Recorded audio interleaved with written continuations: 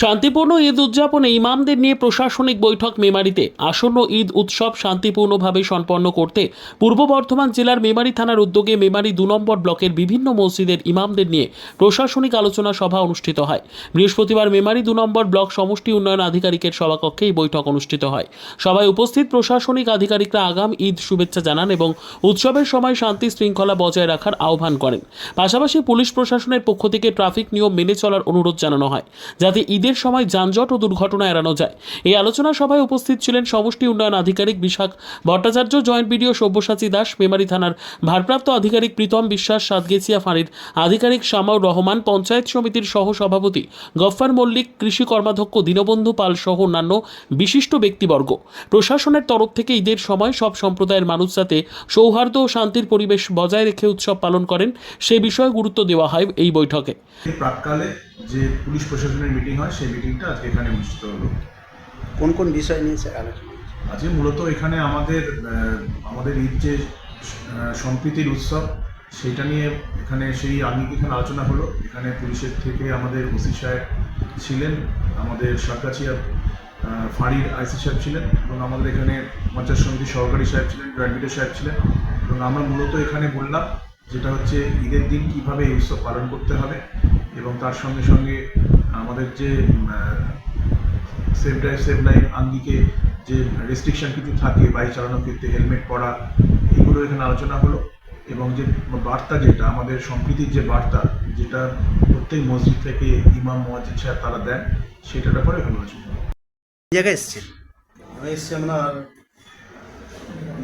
Word 2 panchayat থেকে এসেছি। আজকে কী বিষয় নিয়ে আপনাদের আলোচনা হলো?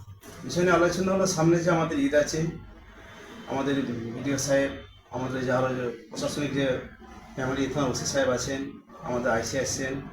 আমাদের উদ্দেশ্য হচ্ছে ওনাদের উদ্দেশ্য একটাই যে সামনে ঈদ আছে, যে ছেলেরা বাইরে থেকে আসে তারা যেন গাড়ি যেন খুব স্পিডে যদি না চালায়, মাথায় যেন হেলমেট দেয়। ঈদের দিন যেন আমরা খুশিটাকে যেন অখুশি যেন না করে ফেলি, খুশির দিদি যেন আমরা খুশি থাকি সবাই, সেরকমভাবে আমরা যেন সম্প্রীতি বার্তা আমরা যেন সবার মধ্যে ছড়িয়ে দেবো। আমরা ভালোভাবে আমরা ঈদকে পালন করব, কোনো মানুষের যেন অসুবিধা না হয়, কারোর কষ্ট না হয় সেদিকটা খেয়াল করব। আর যখন আমরা যে বাচ্চাদের ছেলেমেয়েরা যেন আমাদের গাড়ি চালাবে তাদের গাড়ি চালানোর জন্য আমরা মাথায় হেলমেট দিই। আর প্রশাসনিক যেটা আমাদের বলবেন, স্যাররা বললেন যে লাইসেন্স থাকার অবশ্যই দরকার, লাইসেন্স থাকাটা অবশ্যই দরকার। যে আমার বাচ্চাটা গাড়ি চালাচ্ছে, কাউকে যদি অ্যাক্সিডেন্ট করে তার সেফটি, যাকে অ্যাক্সিডেন্ট করবে তার একটা সেফটির জন্য তার লাইসেন্স থাকাটা অবশ্যই দরকার। তা আমরা আশা করছি সামনে আমাদের আগামীকাল জুম্মা আছে, জুম্মার দিন আমরা আমাদের গ্রামের মানুষরা যারা নামাজ পড়তে আসবেন তাদের ঘরে আমরা এই বার্তাটা ছড়িয়ে দেবো। যে প্রশাসন আমরা যে বার্তাটা ওনারা দিয়েছেন আমাদের ঘরে, আমরা এই বার্তাটা গ্রামের মানুষের কাছে ছড়িয়ে দেবো, যাতে গ্রামের মানুষেরা আমরা উপকৃত পাই। Bureau report, PB news. Andaman township project, ফ্ল্যাটের থেকেও সস্তায় এবার নিজের বাড়ি। প্লট করার জায়গা মাত্র 1,80,000 থেকে 3 লক্ষ টাকা কাঠা এবং সাথে সাথে নিজের নামে অগ্রিম রেজিস্ট্রি করে নিন।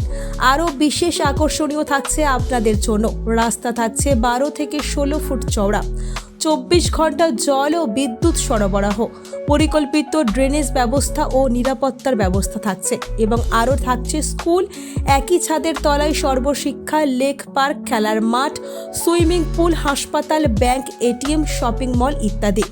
আরও অনেক সুযোগ সুবিধা পাচ্ছেন। ঠিকানা মনে রাখবেন, বর্ধমান রেলওয়ে স্টেশন থেকে কাটোয়ার রোড, দেওয়ানদিঘি থানা 500 মিটার, নবদ্বীপ রোড 200 মিটার। তবে আর দেরি কেন, আজই চলে আসুন। যোগাযোগ নম্বর 8912777955, এছাড়াও 7547903108।